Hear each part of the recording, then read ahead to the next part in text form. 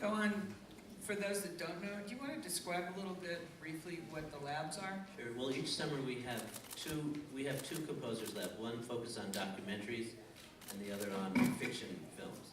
And people apply, and we choose fellows, people who are given an opportunity to come, and we do some work on our own where they're given examples to score. Like I picked some clips, and they all score the same clips. So it's very instructive to see 6 different versions of the same scene. And I try to have the composer who actually scored that picture there to critique and work with them. And we bring in mentors to work with the composers, among the, Blake's been there, and Miriam, anybody else up here? And, many other film composers come and share the benefits of their experience. And then we put the composers together with the directors, so the idea is to teach the directors as well as the composers about the whole process of what happens when you put film to music, so that when they come time to make their films, they're not kind of freaked out by this prospect of what do I do now? This is the last big thing they're doing in their film. Typically they're out of time, they're out of money, and typically they haven't learned how to do this in film school if they've gone to film school. So it's a chance for them to experiment really and try stuff and just see what works. These are directors from the Sundance feature film and documentary programs. Yeah. And just for the heck of it, how many of you on this panel today, you composers, came through the Composer Lab at some point or other? So it's building a track record for sure. I know, it's crazy. Yeah. Why don't we carry on? Well, just a little bit about the Sundance Lab is the first year I mentored Mark was a fellow, and I told you to get out of the business. That was my first thing I told you, and look at you now. I'm glad you did. The way I got this film, it's the first time it's ever worked for me in my career. I've always gotten projects through people I worked with before or knew from a friend, and I read this blurb on Twitter that HBO was going to do a movie on the Prop 8 case, that they just had the ruling with the Supreme Court, and for some reason I said I have to do this, and I told my agent, and he said, okay, I'll look into it. And I just kept calling him and saying, what have you heard about the Prop 8 movie? Prop 8 movie. Okay. So he actually stalked you on Facebook to find you through a friend, and then kept bugging you, and I think your first conversation, you said, I haven't even cut the movie together yet, so come back to me later. So that's how we found these. And then we were a little bit wary because we got a completely unsolicited email saying, I need to score your film. But we had lunch with Blake, and we did have a mutual friend where Blake had composed a lot for Greg Berlanti, who both Ben and I knew, and we were a big fan of a lot of the television stuff that Blake had done, and then we just fell in love with Blake at lunch. I thought I blew it at lunch because you said, why do you want to do this movie? And I didn't have an answer. I actually said, I think, I just need to do this movie. And it sounds so desperate. And you gave me a look, which now that I know you, I know that look isn't a negative look. But and then the last thing that I'll say about why I thought I lost it is when we were leaving, you said you had to get back to work, and I turned to you and said, do you work? And you looked at me, and you remember that? And I said, yeah, it's not a real job. Yeah, it's not a real job. And so I got in my car and called my wife and said, yeah, I blew that one. When most of your temp music, at a certain point you realize one person did it, it's usually a good idea to track that guy down and hire him. That's what we did, so that's how basically we met. I just want to say it's really hard to stay on these chairs and hopefully I'll say something more meaningful later on. I went through the Filmmakers Lab, and I was working on my second feature that premiered here called Barking Water, and I had basically just a situation where I had to fire my composer. I was friends with, I knew Peter from whenever I did work at the Composers Lab, and he suggested Ryan, and I just listened to some of his stuff and really loved his work. And we hit it off and worked really well together. And he was able to come in and just score the film really quickly. And so, this being my first feature documentary, we worked together on this one just because we worked so well together before. So. And And it's also a documentary about songs. It's a documentary about a cappella singing that's sort of, that comes out of the 1800s. So it was sort of a daunting task for any composer to really create music and not put music, like the songs, you can't put a bed of music under it. It's very looked down upon. They have to be sung a cappella without any music. So Ryan had to create music around these songs, and he did a really lovely job. So. Thank you. Yeah, I also was a lab fellow many moons ago at this point. I think I was in the first or second year of the lab once it got going again. So also I'd like to say thank you to Peter for introducing us and to Doreen for sponsoring the lab. It was an amazing experience. I wouldn't be here without it. When you guys work together, how do you like to communicate? In other words, as a composer, and we'll start with you, Ryan. As a composer, how do you like your filmmaker to talk to you? Do you want them to speak in musical terms or emotional terms, or? I don't think Sterling likes to talk in musical terms necessarily, but we're lucky in that we've worked together 3 times now. I also worked on a short with him, so we at this point don't have to say a whole lot. And actually, every project we worked on's been online because he lives in Oklahoma, so it's mostly been about the communication has mostly been at the beginning, making sure we have a foundation to go on. Yeah, we talk about tone, and I Right. kind of tell him what, the tone that I'm after, but I really kind of leave it open because I like to see what Ryan brings first, and then, we'll adjust or change things from there, but I really kind of like to hear his first take on the film. What's it like to work together online? Is that just as good as sitting together in a studio, or? We get so much more done when we're together, so we'll work online for a point, and then it's great to come together, and then it really comes together at that point. But Yeah, for me it's, I've done a lot of projects online. The last 3 projects before this one, I never was in the room with the director at all. And the thing about reading an email which says, I don't particularly like blank, it's like reading that in an email, you're not in the room to see what the actual reaction is, how severe that I don't like is. And in the past I would have, gone into complete panic. It's like, I'm gonna be fired, I hate this, but now that we have a dialogue, I know that you don't have to hit it out of the park on the first try, as long as you have an understanding and trust with each other.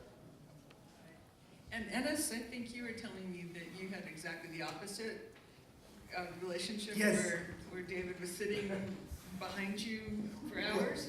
Well, this has been an exceptional experience actually, because every composer knows the situation. You sit in the room and you present your music, and the director has notes about the music, and now you can choose. Do you want to work on it on your own? Do you want to try to adjust something on the spot? Well, David said, well, take your time and adjust it. And I said, well, it will take me some time. And he would say, well, I'll sit on the couch. And well, usually he would think that this is a pressurized situation, but with him, I quickly learned that he had the passion to sit down and not be judgmental. Like, he would not say one thing until I had adjusted the music. When I said, I'm ready, then he would look at it and look at it as if he was listening to it for the first time. So this was really exceptional, I have to say. And yeah, but I think it's all about chemistry. It can only work if you really like to sit in the same room together and have share a vision. So. And how did you communicate in terms of what it was that you wanted to Well, each other?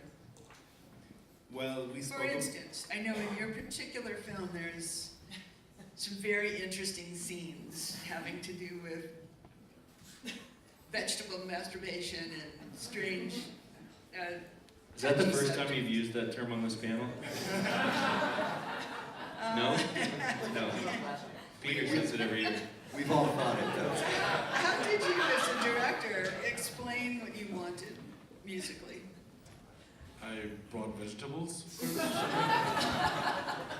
No, there was like a general concept that I wanted him to do a really emotional score, but because it was such a young main character and so many pop cultural references, I wanted to have like a special sound for it. So I told Ines not to use classical instruments, but to like find his own sounds for that. So we spent a lot of time actually finding these sounds, and you created sounds, and I just like would sit there and like really on his back and like saying, okay, oh, I like this, and like driving crazy with like telling him to use this sound and do something with it or so.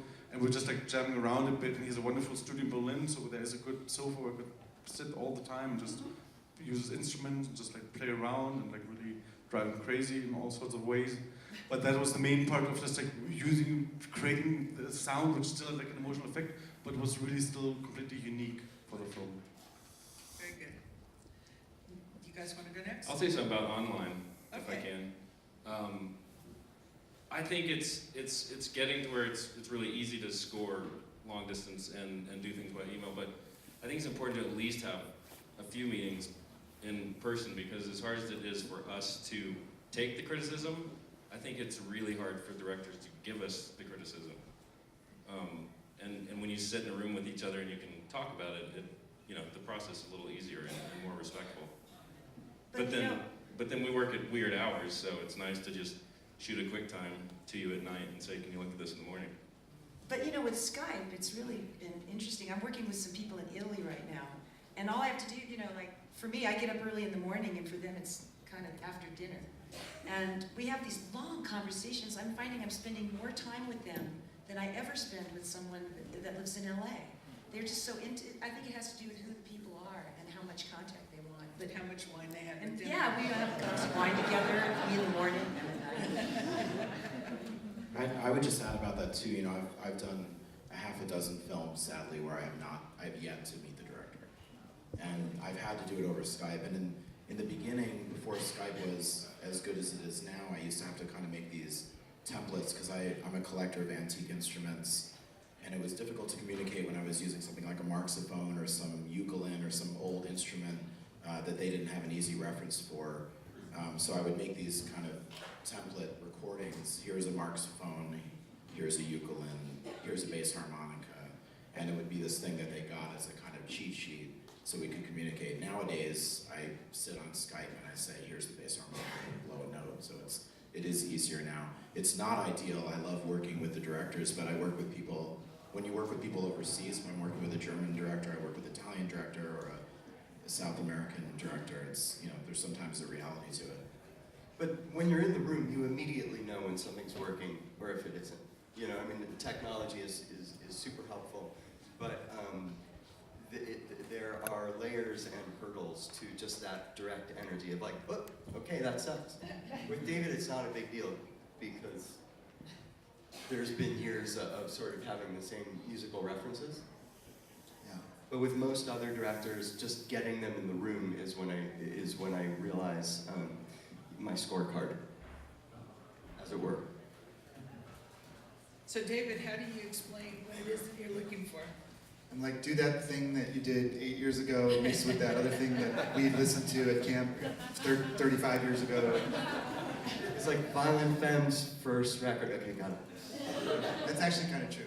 We do have a long, decades-long shared vocabulary of things we liked and things we've done together, and that is certainly a help. But I feel lucky that in 5 feature films we've done together, each one has a different language, a different musical approach, and so it's been fun. And having that relationship, I'm able to, I feel trusted, and am therefore able to experiment more, write songs, write score, write in this style or that style, and if it sucks, it's fine. We know it's going to work out fine. That's rare. And I trust his judgment on the whole movie. He'll say like, I can score this, but why don't you recut it? Like, you're right. And Ryan, John, how is it for you? Well, I basically, John is an extraordinary musician. He leads extraordinarily.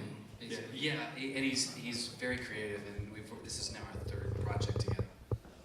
So I kind of like just to push him into tight spots and see what he does. I resist a little bit. A lot of times there's like, well, yeah, you want to put temp music in to get a tone for the piece. I resist that a little bit because I don't want to rein you in. Except when you're temping my own stuff in. That's kind of have to rip off something I did. Yeah. But for instance, I did a film called We Are Legion, the story of the hacktivist about Anonymous. One moment musically illustrate the website 4chan, which is, if anybody's never been there, I'd suggest you never go to this site. It's one of the most, it's crude and awful. It's one of the origins of the hacker group Anonymous, and it's awful. So we're trying to describe this, and I basically said, give me Peer Gynt meets that weird kind of toy robot scene in Blade Runner, where the little robots are kind of like their beady eyes are going back and forth, and their faces, and they can't move their teeth, like that tense technology thing, and he like nailed that. It was fun. We kind of like did, there was sort of like chiptune 8-bit video game sounds combined with distorted cellos and heavy beats and stuff. It was fun. You know, it's always been fun working. I'd rather give direction like that than anything more, more specific. But somehow you combine this like perverse with this kind of triumphant, this perverse mischievousness with this kind of triumphant kind of pride. It was this weird. Yeah, it's kind of like it worked, but yeah, I don't know how exactly. What was Rory's direction like, Gary? And actually, Miriam, you worked with her too, so. Well, it seems like the last maybe 3 or 4 years, more and more, if I get a job, I get a call from the music editor saying, could you give us some music that we can use in the film? And I always think that maybe it's not a good idea, but I'll do it anyways. And that sort of puts me into a little bit of a box. But she told me that she didn't want, our film was Last Days of Vietnam, she didn't want the score to be overtly Asian sounding at all, just subtly here and there. And she didn't want me to be approaching like source music at all. So, but what I did is I did go out and buy, there's a great shop in Los Angeles called Sound of Asia, and they have all these great Asian instruments. So I bought a bunch of them and brought them home and used them in unusual ways, just to give a subtle flavor, but not to play them like they should be played. I probably just ruined everybody's idea of how they should be used. But I used those in the score, tapping and bowing them, whatever I had to do. And that in combination with the temp score that she liked, she got she got attached to some cues in the temp, and we just took it from there. So she wasn't very, she didn't have a lot of very specific direction. She kind of let me run with it, so. Was that sort of what it was like for you? She scored Ethel, which was here last year? 2 years ago. Year before. I know that Rory is very strong at when she doesn't like something. And so, she's pretty, I always thought she's very open to bold approaches with music. We've done some pretty unusual things. But when she doesn't like something, she'll usually say something like, "Oh, Miriam," as if I'm trying to get something over on her, And it's really more like, "Okay, I get it, you don't like it."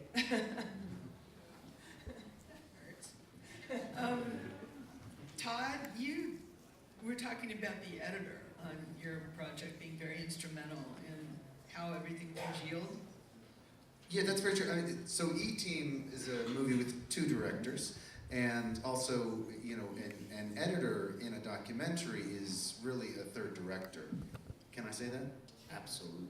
Yeah. So David Teague is here today. And David Teague is here, the editor, and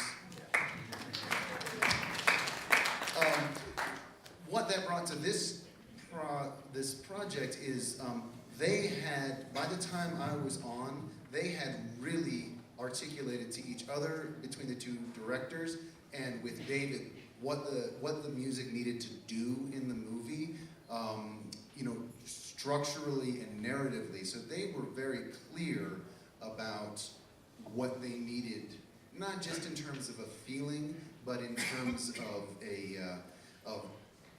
moving the audience into the characters' worlds and into the narrative world of the film, which is multi-dimensional, and how the music had to interact with the multi-dimensional nature of the story that they were trying to tell.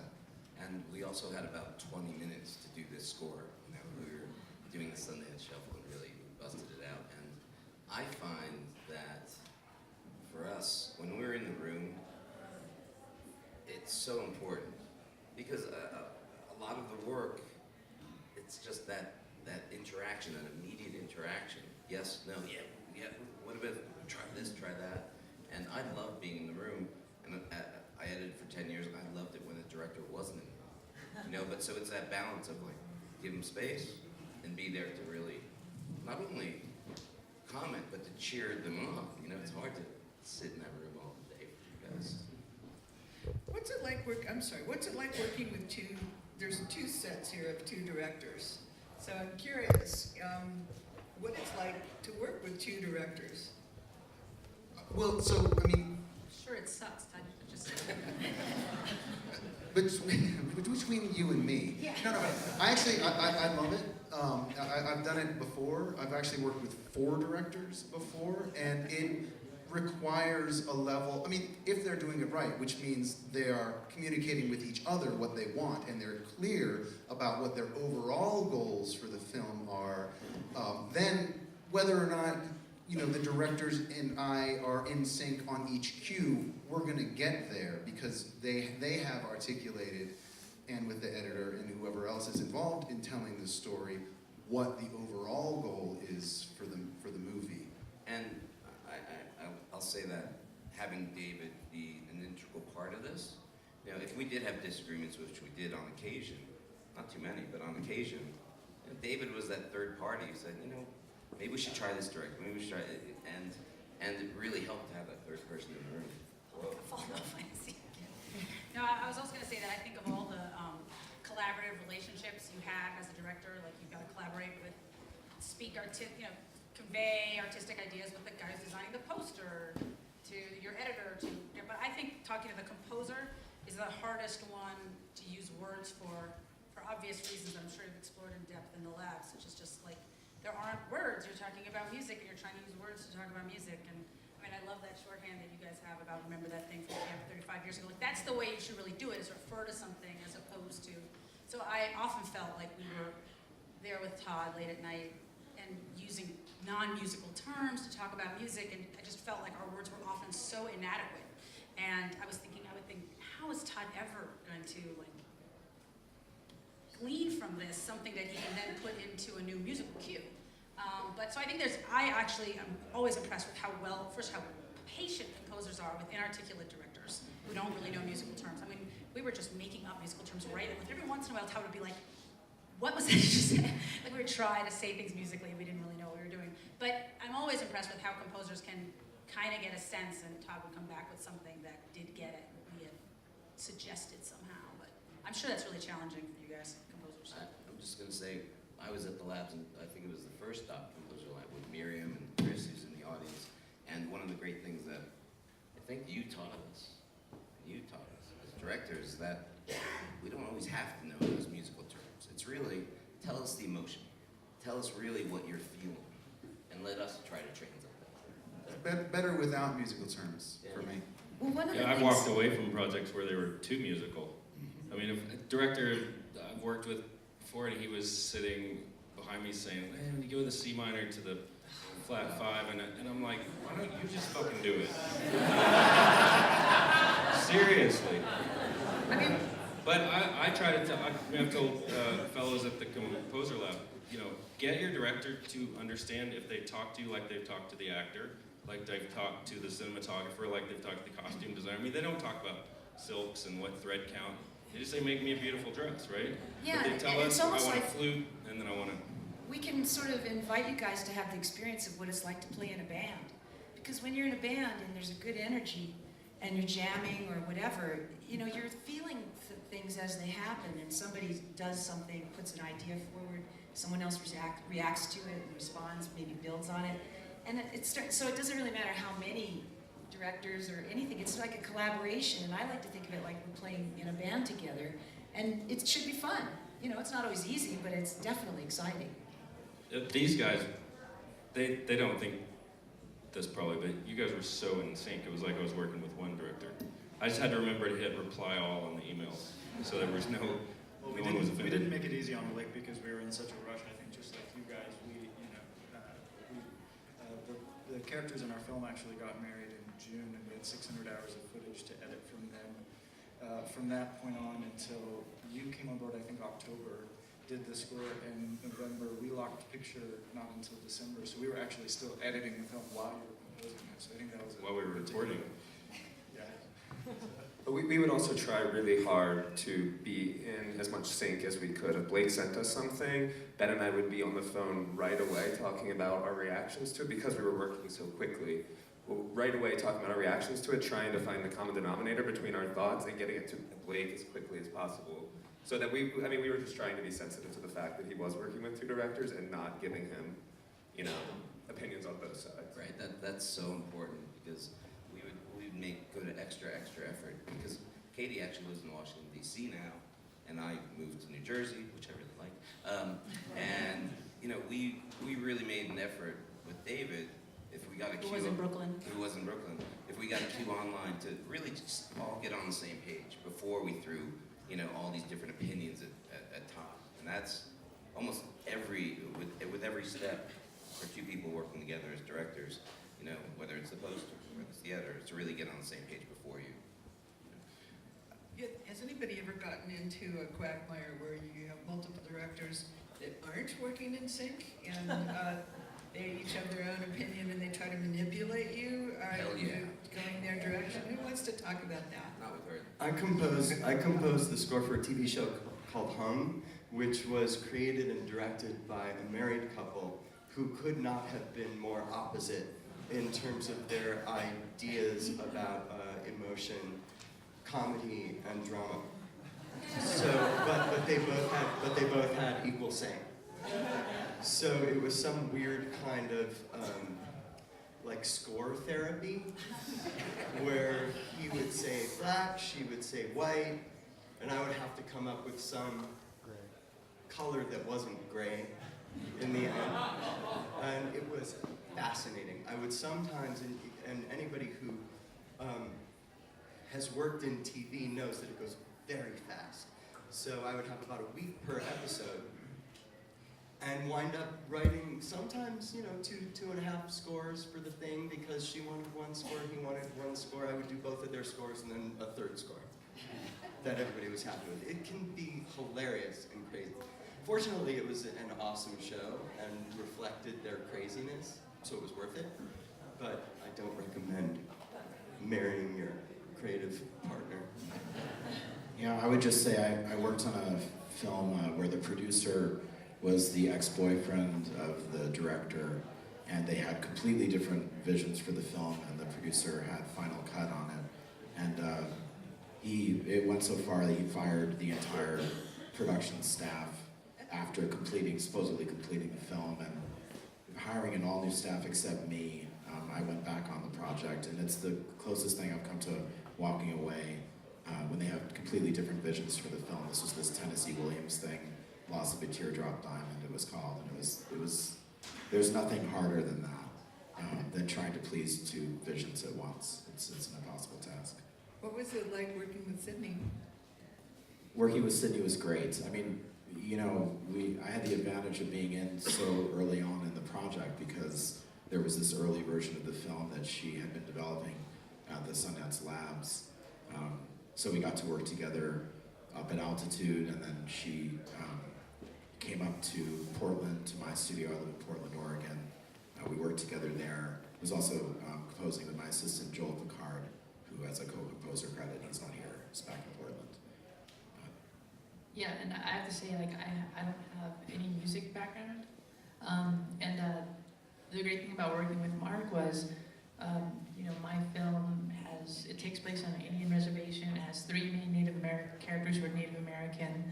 And so when we met in the Composers Lab, the only thing I could really say was okay, just no flutes, no drums, And Mark was able to take that and really run with it, and that was sort of, I guess, the foundation for a working relationship. That's exactly what I told Ryan. My films are also about natives, and when we first worked on, I think Barking Water, that was the only direction I think I gave him at first, was just no flutes, no drums, go. And, a lot of times it's you see the reaction of someone you're working with. If they're cool with that, then you kind of know you at least have you can communicate with them, and they're not trying to do something that they've seen before, or something that you're going to have to basically educate and go through a lot of holding their hand and talking them through why you don't need a flute in your film about natives. So that was really the jumping off point for us too. And I just wanted to add that for my collaboration with Justin, there was some orchestral cues that he really wanted to have, and I wanted to maybe put a little twist of some drums and things like that, nature rhythm, you know, trap drums and a little groove, and you were very, very clear about the kind of tone you wanted. Can you just talk to them a little bit about the way you weave the orchestral in with the jazz? And I mean, it was amazing working with him because I got to score in so many flavors that I grew up listening to and that I love to write in. And so I wanted you. I mean, in a lot of ways, the music in Dear White People really it kind of functions like a mixtape, I think. You know, and the music in my head often goes from Schubert to Charlie Parker to Lil Wayne, and it's like, you know, Catherine, it was kind of, but I completely understand what you're talking about when you say that it's really hard to describe what you want, and I'm always attracted to scores that kind of work as counterpoint to the scene, as opposed to just doing, you know, what's expected in the moment, and so there was a lot of like, you know, going back and forth and trying to find the language to describe what I wanted, and you know, that in combination with just leaving Catherine alone and coming back and seeing what she cooked up, you know, that I think created magic and some really cool. He was very patient, I have to admit, because this is our first time working together, you know, for your feature in terms of just a long running of different sketches and whatnot. So I really wanted to hit the ball out the park on the first few sketches, and he really just kind of calmed me down, and we began to have a really great exchange, even though a lot of our exchange was online, because by the time I started scoring, we had a very short window, so you had to be in a little family thing going on too, so it was really fun. Yeah, he was out of town, so. But that's great, worked out great.